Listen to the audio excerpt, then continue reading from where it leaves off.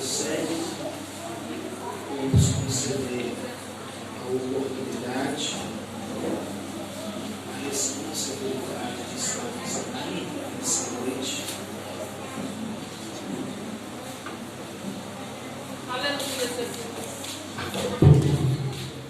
Podendo fazermos uso e exposição da palavra do Senhor. Aleluia! Glória a Deus. Glória a Deus, aleluia! Eu sempre creio que eu vou a Deus pela vida do Senhor. Eu estou louvando a Deus pela vida de todos os irmãos. Glória a Deus, aleluia! Quem está o irmão Isaac, o meu companheiro, está com a gente hoje aí. Livro de Atos dos Apóstolos, capítulo 3. Leremos versículo 1 e 2. Atos, capítulo 3, versos 1 e 2.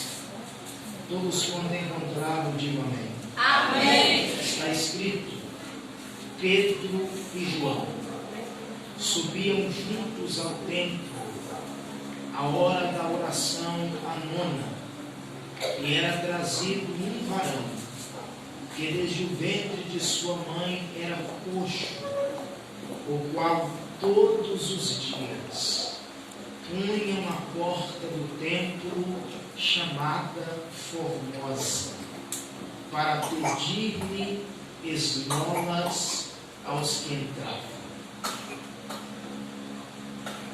E era trazido um varão que desde o ventre de sua mãe era coxo, o qual todos os dias o punham à porta do templo chamada Formosa. Qual é o nome da porta? Formosa. Qual é o nome da porta? Formosa. Qual é o nome da porta? Formosa. Então nós falaremos de novo sobre a porta Formosa nessa noite. Aleluia! Aleluia! Muito obrigado pela sua atenção.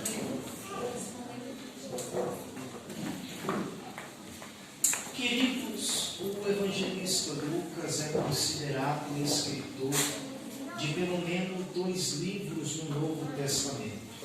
O primeiro livro é o Evangelho que leva o seu nome, é o Evangelho de Jesus, conforme escrevera o evangelista Lucas.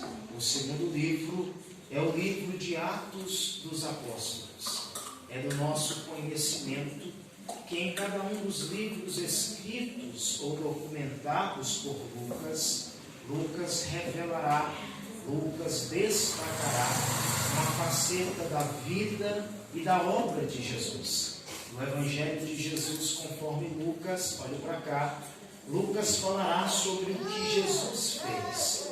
No livro de Atos dos Apóstolos, Lucas falará sobre o que Jesus usou a igreja para fazer. Tendo dito isso, quando examinamos o livro de Atos dos Apóstolos, vamos perceber que o livro de Atos dos Apóstolos está regido por alguns princípios.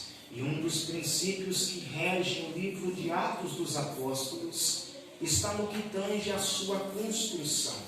Pois quando examinamos a construção deste livro, vamos perceber que este livro está fundamentado pelo menos sobre 3 expressões. A primeira é a ascensão, a segunda é a descida e a terceira é a expansão. Em Atos capítulo 1, Jesus é assunto aos céus. Em Atos capítulo 2, o Espírito de Deus desce. E a partir de Atos 2 e 3, a igreja toma uma proporção a ponto de se expandir. É preciso dizer que o livro de Atos dos Apóstolos não só está construído, não só está fundamentado sobre estas 3 expressões, mas o livro de Atos dos Apóstolos está construído e fundamentado também sobre uma profecia.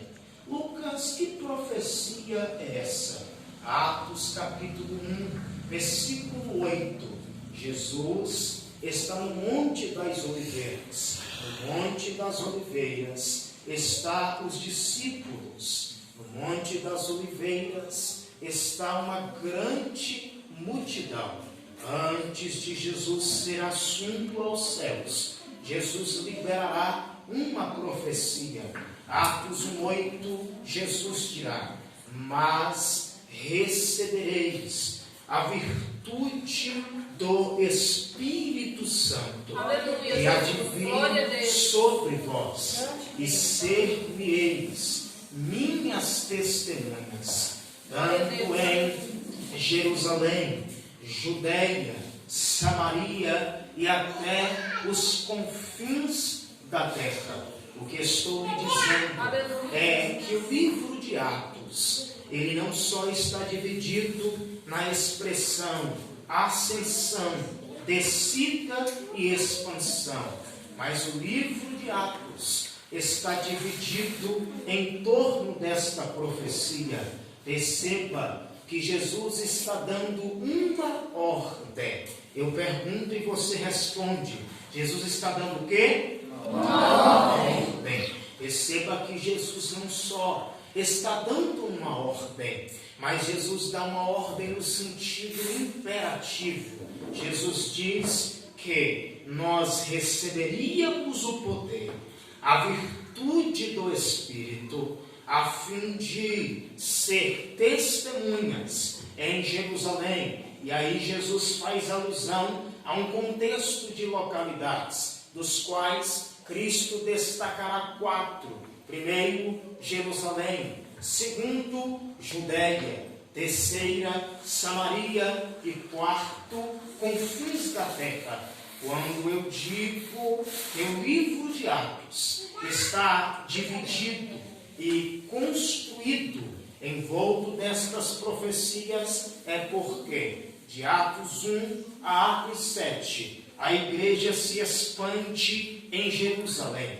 De Atos 8 a Atos 12, a igreja se expande em Judeia e Samaria. De Atos 13 a Atos 28, a igreja se expande até os confins da terra. Eu gosto tanto disso, a ponto de um grande teólogo, o reverendo Hernandes Dias Lopes. Ele dirá que a igreja se expandiu tanto, a ponto de a bandeira do Evangelho ser pregada no centro da capital romana. O que estou lhe dizendo é que a igreja ganhou uma proporção.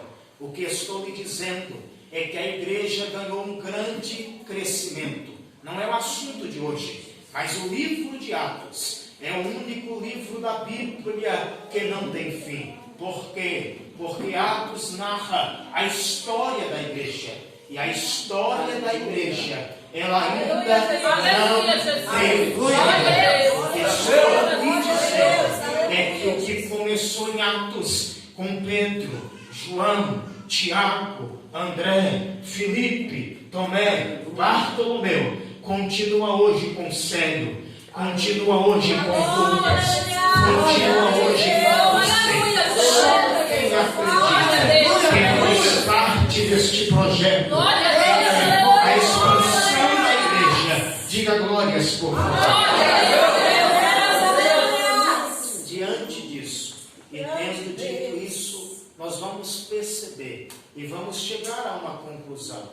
Atos capítulo 3 nos revelará um dos milagres operados pela igreja. Porém, é interessante notarmos que este milagre de Atos 3 é o primeiro milagre, é o primeiro sinal, é o primeiro prodígio realizado pela igreja após a ascensão de Cristo. Perceba que Cristo é assunto, capítulo 1, o Espírito desce, capítulo 2. Por que o milagre não aconteceu entre meados do capítulo 1 e início do capítulo 2? Porque entre meados do capítulo 1, Cristo já estava no céu. Antes do início do capítulo 2, o Espírito ainda não tinha descido. Porque que o milagre acontece no capítulo 3, porque o Espírito desceu para habitar na igreja, para habitar dentro da igreja. Aleluia!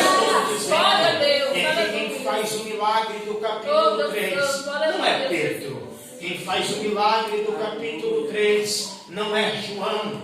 Quem faz o milagre do capítulo 3 é o Espírito Santo de Deus.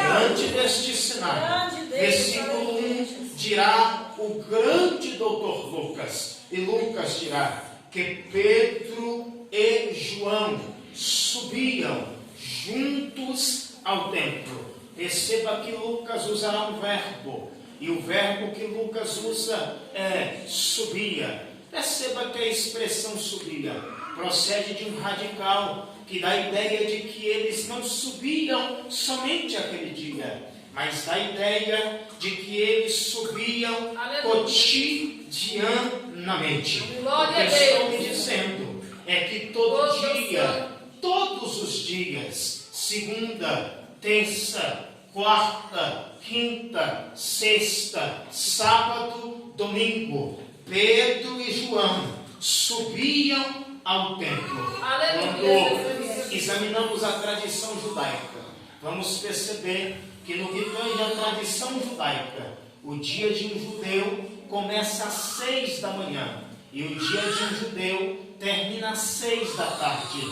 3 horas do dia são especiais para um judeu. São elas 9 da manhã, meio-dia e 3 da tarde. 9 da manhã, meio-dia e 3 da tarde são os horários escolhidos pelos judeus para irem ao templo, fazer o que Lucas, para orar a Deus. Porque o calendário judaico chama 9 horas da manhã de terceira hora do dia, meio-dia, sexta hora do dia, 3 da tarde, 9ª hora do dia. É por isso que o texto diz que Pedro e João subiam ao templo. Qual era a hora? 9ª. Se é 9ª, é 3 da tarde. É interessante frisar que nos 3 horários em que os judeus iam para o templo orar, um desses horários é o mais importante. Primeiro, às 9 da manhã, eles até iam, mas eles só oravam. Aos meio-dia, eles até iam, mas eles só oravam. Mas 3 da tarde, a oração era especial. Por quê? Porque eles não iam só para orar. É a Bíblia que vai dizer que eles iam para orar, mas também iam para sacrificar. Eles iam para orar, mas também iam para cultuar. Eles iam para orar, mas eles também iam para adorar. Perceba que Pedro e João estão subindo ao templo. Lucas, qual é a hora? 3 da tarde. Versículo 2 dirá Lucas que enquanto eles subiam, era trazido um varão, que a Bíblia conota que desde o ventre de sua mãe era coxo. Perceba, este homem não ficou coxo no meio da história. Este homem era coxo, era paralítico, era um aleijado de nascença. Desde o ventre da sua mãe, dirá o texto, era coxo. E o texto ainda diz que ele não era colocado no templo, com a beira da porta, só na segunda. O texto diz que ele não era colocado só na terça. O texto diz que ele não era colocado só no domingo, como alguns crentes só vêm para a igreja no domingo. O texto diz que ele estava naquele lugar todos os dias. Eu gosto disso, porque Lucas revela-nos que este homem estava na porta do templo, porque a Bíblia dá uma localidade, e a Bíblia dá uma conotação, e a conotação da Bíblia tem nome. que este homem era colocado à porta, e a porta tem nome. Eu pergunto e você responde. Qual é o nome da porta? Formosa. Qual é o nome da porta? Formosa. Qual é o nome da porta? Formosa. Porta Aleluia, Formosa. Lucas, o que é a porta formosa? Eu gosto disso. Sabe por quê?